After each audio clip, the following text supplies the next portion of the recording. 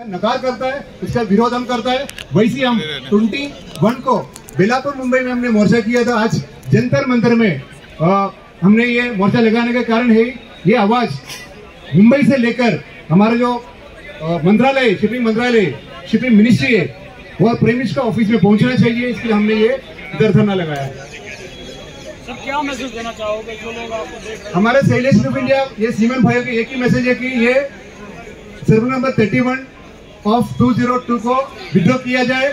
सभी का जॉब पे जाने दो, नहीं तो हम आगे भी इसका धरना और मोर्चा लगाकर विड्रॉ करना चाहकर सेलेस ग्रुप इंडिया मुहिम चलाएंगे।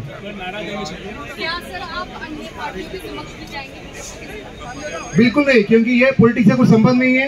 क्योंकि ये हमारा जो नौकरी मतलब जो जॉब से जो सीमेंट भाई का जॉब से हमारा जो भारतीय मजदूर संघ है हमेशा जो सीमेंट का हित के लिए काम करता है, राष्ट्र का हित के लिए काम करता है। इसके लिए जो आदेश जो बीएमएस ने देगा वही हिसाब से हम जाएंगे।